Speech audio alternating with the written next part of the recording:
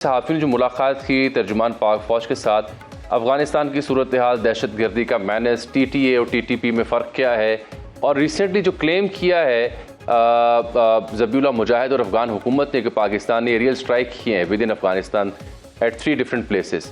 तो इससे मैं आपसे गुफ्तगू शुरू करता हूँ।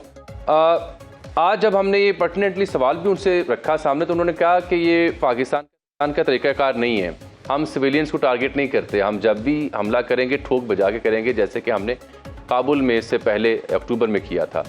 डिफरेंस क्या ड्रॉ करना चाहते तर्जुमान पाक फ़ौज? पाकिस्तान अगर स्ट्राइक बैक करता है और जिस तरह से एक्यूज़ कर रही है ज़बीहुल्लाह मुजाहिद और उनकी रजीम, तो वो डिफरेंस समझाने के लिए मैं आपको ज़हमत दूंगा कि पाकिस्तान हमला करेगा तो उससे मुराद क्या होगी, वो कैसा होगा, और ये जो इल्ज़ाम आयद किया जा रहा है ये क्यों आयद किया जा रहा है? जी बहुत शुक्रिया जामी साहब, आपने इनवाइट किया। आई थिंक ये बहुत अच्छा सवाल है कि लोगों के जहनों में, हमारे भी और ख़ास तौर पर अफ़गानिस्तान के जो आम शहरी हैं उनके जहनों में क्लियर होना चाहिए कि हमारी इंटेंशन क्या है। देखिए, जब भी ये इस तरह की कॉस्ट की जाती है इन्फ्लिक्ट, उसका एक मतलब होता है। ज़ाहिर है आपने नेगोशिएशन टेबल पर लाना होता है और अपने लिए एक बहुत बेहतर पोजीशन लुक फॉरवर्ड करनी होती है। एक बात जो हमने कहा है वो डेफिनेटली पहले भी किया था और अभी ये कहा जा रहा है कि हमने किया। अगर वो प्रोपेगेंडा ऐसा किया जा रहा है और ऐसी मीडिया कैंपेन शुरू की जा रही है, तो ये कोई हमारे लिए सरप्राइज इसलिए नहीं होना चाहिए कि बहुत बड़ा एक एलिमेंट इसके अंदर इंडिया है, उसकी आईटी की बहुत टेक्नोलॉजी है, आईटी सेक्टर उसका बड़ा स्ट्रांग है। दुनिया का 55% जो है ग्लोबल आईटी आउटसोर्सिंग इंडिया के पास है। आई थिंक वो बड़ी मदद करते हैं इनको, तालिबान को एक नैरेटिव बिल्ड करने के लिए कि जैसे पाकिस्तान ने इररिस्पॉन्सिबल मुल्क होते हुए ऐसी जगहों पर हमला किया है। मैं आपको पिछली जो स्ट्राइक्स हुई थी उनमें से एक कंपैरिजन ड्रॉ कर देता हूँ। पहली बात तो ये है कि जो पाकिस्तान की मुसल्लह अफवाज ने जब ये हमला किया था पिछली दफा, तो मेरे नॉलेज में है, मैंने रिकन्फर्म किया था, ऑलमोस्ट 100 टारगेट डेलिब्रेट हुआ था और 5 या 10 फाइनल क्लियर हुए थे जिनको हिट किया गया था।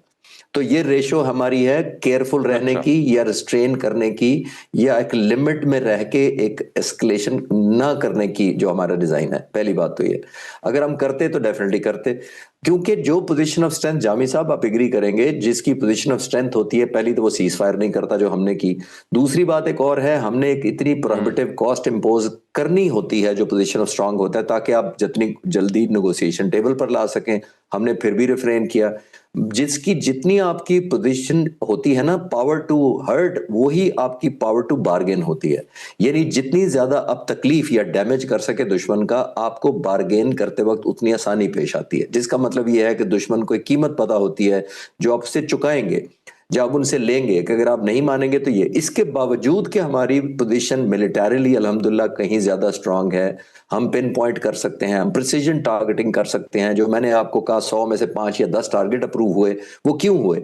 हमारी विजिबिलिटी थी सारों के ऊपर, एक्यूरेसी थी, इनके कंपाउंड पता थे, इनके वेयर हाउसेज पता थे, इनके स्टोरेज डैम्स पता थे। लेकिन क्यों नहीं किया गया? बुनियादी तौर पर इसीलिए नहीं किया गया कि हम नहीं चाहते थे कि एस्केलेट करें।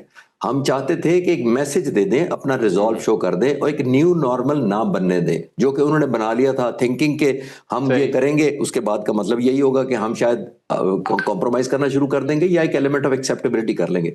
अभी भी यही है, हम छुप के क्यों करेंगे? कोई भी हम करेंगे तो हम मैसेज देंगे, और मैसेज वो देंगे नॉट बाय चॉइस। मैं हमेशा कहता हूं कि ये जो वेस्ट वर्ल्ड हमारी लड़ाई है या हमारी एस्केलेशन अगर हो रही है, ये अगेंस्ट आवर चॉइस है, अगेंस्ट आवर प्रेफरेंस है, और इसमें कोई एलिमेंट ऑफ प्राइड हमारा नहीं है, क्योंकि बहालत मजबूरी कर रहे हैं। और करना इसलिए लाजिम है कि एक और तरह का न्यू नॉर्मल बनाने की या जो कोशिश है, चाहे वो हिंदुस्तान की तरफ से हो या अफगानिस्तान की तरफ से हो। हमने तो ईरान के खिलाफ भी नहीं बनने दी थी, मैं उसको याद नहीं करना चाहता, हमारा दोस्त मुल्क है, लेकिन हम BLA करे कोई करे, हम एक न्यू नॉर्मल नहीं बनने देना, क्योंकि हमारे लोगों की जानें बड़ी कीमती हैं।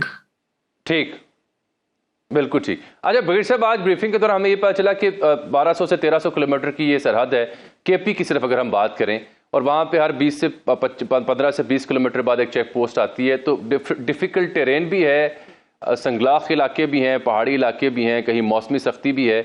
तो ह्यूमन लेवल पर बढ़ा भी दी जाए तो क्रॉस बॉर्डर जो आना जाना है या दहशतगर्दी के वाक़यात हैं, वो सिर्फ सर्विलेंस की बुनियाद पे नहीं रोके जा सकते। ये भी पता चला कि 29 ट्राइब हैं जो आधे इधर रहते हैं आधे उधर रहते हैं। So how difficult it is कि इस बॉर्डर को सेफ गार्ड किया जा सके ह्यूमनली। देखिए, इस बॉर्डर को जो सेव करना है, ये कहना बहुत आसान है, लेकिन एक्चुअली करना काफी चैलेंजिंग है। वो इसलिए कि ये टेरेन है, हिली टेरेन है। मेरी कोयटा में भी और पेशावर में भी पोस्टिंग रही है, तो मैं इस एरिया में ज़ाहिर है बहुत फ्लाइंग की हुई है, तो आई कैन टेल यू कि ये डिजिटल नहीं होता, कोई फ्लैट ग्राउंड मैप नहीं है। टेरेन बिल्कुल ऐसी चिश्ती नहीं है साहब, कि मैं जैसे चाहूंगा जरा डेजर्ट में ब्रिगेडियर होती साहब है की कि भी आप। इनपुट मैं ले लूं। जी, मैं आपसे अर्ज कर रहा था, मैंने आपसे ये जो केपी का बॉर्डर है साथ अफगानिस्तान से, उसका जिक्र किया तफसीली तौर पर कि कितना मुश्किल है कि ह्यूमनली इस पर नजर रखी जाए, क्रॉस बॉर्डर आना जाना रोकने के लिए दहशतगर्दी का। जी बिल्कुल, देखिए 1300 किलोमीटर लंबी ये हमारी बॉर्डर है जो केपीके शेयर करता है अफगानिस्तान के साथ। बेसिकली 2 तरीकों के साथ आप उसको मैन करते हैं, या तो आप फीट बाय फीट आप डिप्लॉयमेंट ऑफ ट्रूप्स के ज़रिए, लेकिन चूँकि इतना बड़ा जो है बॉर्डर उसके अगेंस्ट आप इतनी बड़ी फ़ौज लगा नहीं सकते, तो फिर आप उसको सैटेलाइट के ज़रिए, लोकल इंटेलिजेंस की मदद से और फायर के ज़रिए, ये चीज़ें होती हैं कि जिसकी मदद से आप किसी बॉर्डर को मैन करते हैं। होता तो ये है कि बॉर्डर मैनेजमेंट के अंदर दोनों साइड्स इंश्योर करती हैं कि कोई भी ऐसा एलिमेंट जो कि नॉन स्टेट एक्टर है, वो दोनों स्टेट्स के दरमियान गलतफहमी को पैदा ना होने दें, और वहां पर कोई भी जो मूवमेंट है वो लीगल हो, इलीगल ना हो। तो लिहाजा अभी जिस तरह की घाटियां हैं, जिस तरह के पहाड़ हैं, जिस तरह मेरे फाजिल दोस्त भी कह रहे हैं कि वहां पर उसको inch by inch man physically man करना बहुत मुश्किल है।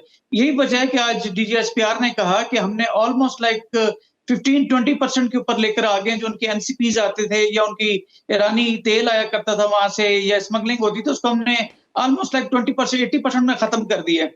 तो लिहाजा इट इज डिफिकल्ट थिंग, लेकिन हम उसको मैन कर रहे हैं। और ये जो जब हमने ये बार बिछाई थी तो जनरल बाजवा के दौर के अंदर, तो इसको मिलिट्री जितनी हमारी कम्युनिटी ऑफ मिलिट्री है हमारी, उसके अंदर इसको एक अजूबा के तौर पर कहा गिना जाता था, क्योंकि इतनी संगलाख जगहों के ऊपर, इतनी सख्त टेरेन के ऊपर जो है हमने ये कि बाढ़ बार लगाई थी, उससे काफी हद तक जो आमदोरफ्त है दहशतगर्दों के रुकी जरूर, लेकिन जिस तरह से होना चाहिए था उस तरह से नहीं हो सका, क्योंकि उसको आप 100% मैन नहीं कर सकते हैं। ये वजह है बेसिकली। जी बिल्कुल ठीक है। अच्छा चिश्ती साहब, आप इसमें ऐड ऑन कर रहे थे, और ये बात नाज़रीन को समझने के लिए बड़ी ज़रूरी है कि किसी भी मैक्सिको अमेरिका बॉर्डर का भी जा रहा था आज, अमेरिका के पास क्या वसाइल नहीं है, even then they are unable to guard it, क्योंकि मसला ये है कि जब दोनों तरफ से हुकूमतें और वहाँ की फोर्सेस ऑन बोर्ड ना हों ज्वाइंटली गार्ड करने के लिए, तो फिर नताइज वही निकलते हैं जो हम भुगत रहे हैं। चिश्ती साहब, देखिए, ये टेरेन जिसका मैं जिक्र कर रहा था वो बड़ी चैलेंजिंग है, अनइवन है ऑब्वियसली, और पोरस भी है, इसमें कोई शक नहीं है। ऐसी इंश्योर करना कि जीरो टॉलरेंस हो जाए, दहशतगर्दी बंद हो जाए। और एक आई थिंक हमारी एक और भी मिसअंडरस्टैंडिंग कुछ लोगों में ये है कि शायद अगर वो अफगानिस्तान के लोग या हुकूमत खासतौर में बात कर रहा हूँ, जब टीटीए जो है वो अगर दहशतगर्द भेजेगी और टीटीपी भेजेगी तो वो एक चैनलाइज होगा, आज वो लॉन्च करेंगे, ऐसा नहीं होता। ये स्लीपर सेल अपने हमारे मुल्क के अंदर उन्होंने पहले से रखे होंगे।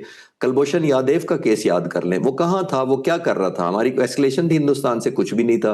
वो पीस टाइम में अपना प्रोजेक्ट कर रहा था, यानी अपने इंस्टिल करते हैं, लोगों को ट्रिगर करते हैं, उनको उनको एनेबल करने के बाद उनको स्लीपिंग मोड में कर देते हैं, और नीड बेस पर उनको कहा जाता है कि जब भी आपकी जरूरत पड़ेगी आपको ट्रिगर किया जाएगा। तो हमारा ये पुराने जमाने में एक नेबरहुड वॉच होती थी। आप हमारे, मुझे बचपन में याद है, हमारे 10 घरों में भी वालिदैन को और हमें पता होता था कौन रहता है, कहाँ से खाता है, उसका सोर्स ऑफ इनकम क्या है। अब तो नेबरहुड में हमारा नहीं पता होता कि कौन आके रेंट पे रहना शुरू कर देता है। तो अब तो वो तो है नहीं एलिमेंट। तो अभी हमारे ही अंदर आके ये पेनिट्रेट करके रह रहे होते हैं एज नॉर्मल सिटीजन, आपको शक भी नहीं होता। और खासतौर पे तालिबान को तो हमने बहुत ज्यादा सहूलतें दी, शनाख्ती कार्ड बनाए, कारोबार उनके हो गए, उनको अपने हॉस्पिटल में एडमिट किया, उनके बच्चे यहाँ पढ़ते हैं, तो ऑलमोस्ट पाकिस्तानी हो चुके हैं। तो ऐसे केसेस में बहुत चैलेंजिंग होता है कि एक तरफ दोनों की पॉपुलेशन भी एक जैसी हो, लैंग्वेज भी एक जैसी हो, टेरेन डिफिकल्ट हो, तो ये बहुत ज्यादा चैलेंजिंग होता है। ये कहना कि हम जीरो टॉलरेंस करेंगे और बैरियर लगा देंगे, और अगर आज आप कर भी देते हैं तो उनके जो सो कॉल्ड टेररिस्ट होते हैं वो ऑलरेडी प्लांटेड होते हैं, पोजिशनड होते हैं, वेटिंग फॉर न्यू ऑर्डर्स होते हैं। बिल्कुल ठीक कह रहे हैं, बिल्कुल ठीक है, दिस इज द प्रॉब्लम। अच्छा ब्रिगेडियर साहब, अगर आप मुझे सुन पा रहे हैं, अलमिया हम वादी तीरा और दीगर इलाकों का वो भी बार बार सुनते हैं, वो ये है कि भांग की काश्त ड्रग का नेक्सस है, पॉलिटिकल नेक्सस है टेररिज्म के साथ। ये नाज़रीन को समझाए ना कि वादी तीरा में तो कई बार ऑपरेशन हो चुका है, तो ये जो भांग की काश्त है और उसका जो नेक्सस या ताने बाने दहशतगर्दी के साथ मिलते हैं, ये कैसे है? देखिए, डीजीएसपीआर बारहा दफा कह चुके हैं कि एक स्पेक्ट्रम है ईवल का, कि जिसके अंदर रहते हुए ये तमाम फंडिंग जो है दहशतगर्दों को जाती है। अब उसके अंदर आपकी एनसीपी की गाड़ियों की मूवमेंट है,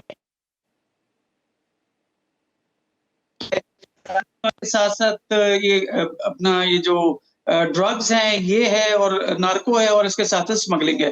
तो लिहाजा इन तमाम चीजों को सामने रखते हुए अगर आप तीरा के ऊपर देखें तो वहां पर जहां पर बहुत सख्त टरेन है और वहां पे फौज उस तरह से डिप्लॉय नहीं है तो वहां पर भी लोग जो है पोस्ट की काश करते हैं।